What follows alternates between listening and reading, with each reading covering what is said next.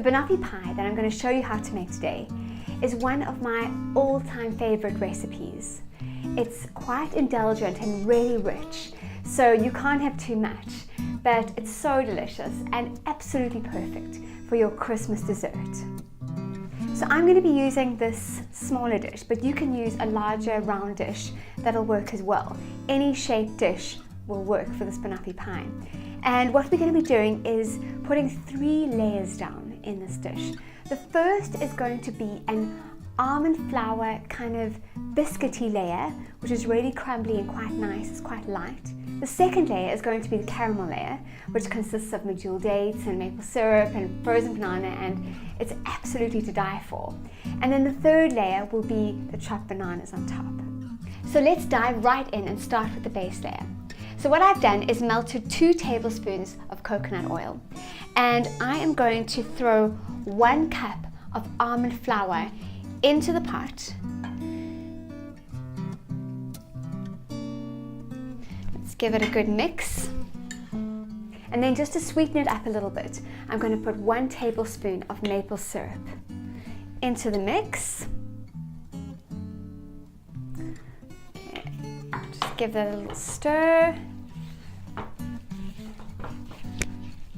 And now we need to spread this mixture on the base of our serving dish. So just make sure it's evenly spaced.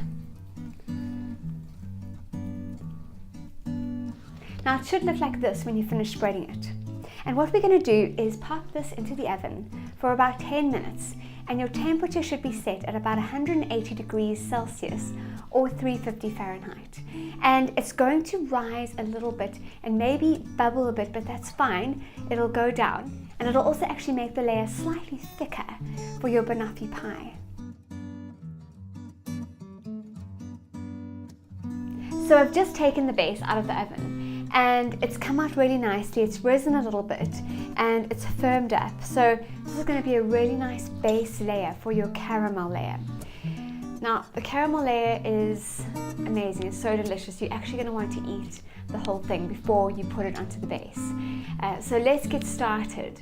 So I'm going to actually put all the ingredients into my nutribullet and just whiz them up. So it's probably the simplest thing you're going to do. I like to use frozen bananas, especially if you're going to serve the dessert immediately, because that means that your caramel layer is going to be a nice cold temperature. So first of all, I'm just going to put my frozen banana into my nutribullet. Then I'm going to put 2 tablespoons of almond butter. Now if you live in the UK, pip and nut is my favorite almond butter.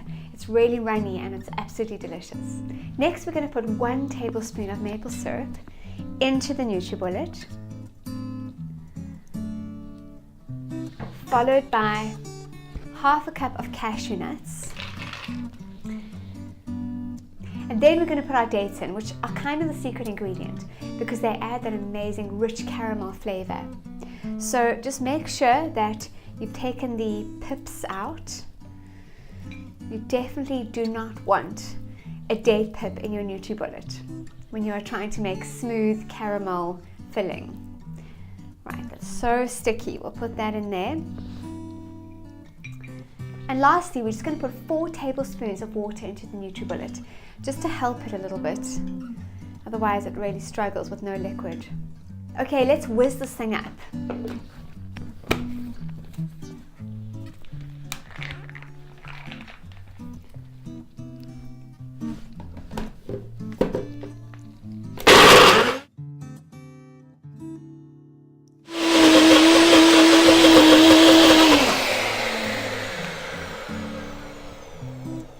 Now I let mine go for quite a long time because otherwise it doesn't get smooth enough.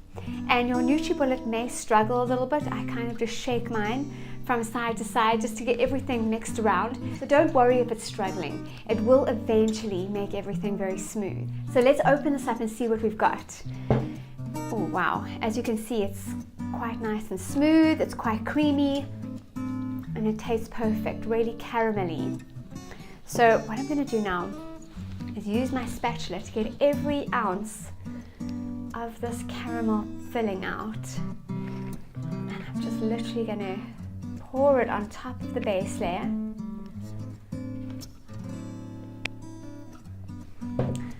Let's just spread it out nice and evenly.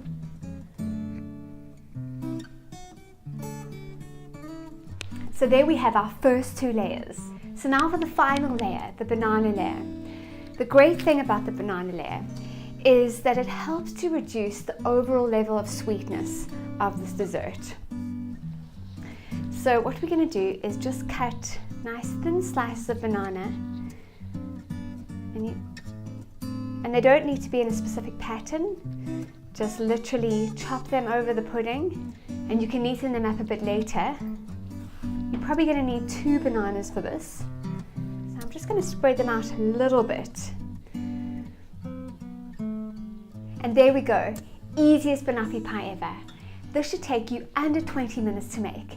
So what you could do is finish your Christmas dinner and then just do it, or you can do it before your Christmas dinner and have it waiting in the fridge. And I want to take this opportunity to wish you and your family a very happy Christmas. I hope it's a really special family time with some treasured memories. And I hope that the recipes that I've shown you have given you a little bit of inspiration and a few ideas of what you want to make for your Emma's Diet Christmas dinner. Because you don't want to be feeling lethargic and tired because you've eaten the wrong foods. You want to be feeling vibrant and energetic and your best self. And the best way to do that is to stick to your MS diet. And we know now that we don't need to deprive ourselves of anything. We can enjoy delicious desserts like this Banoffee pie. We can have incredible mains, incredible sides, and food that nourishes our bodies and also tantalizes our taste buds. And I'm looking forward to hearing how you did and what you made. I know you can do it. So have a great time.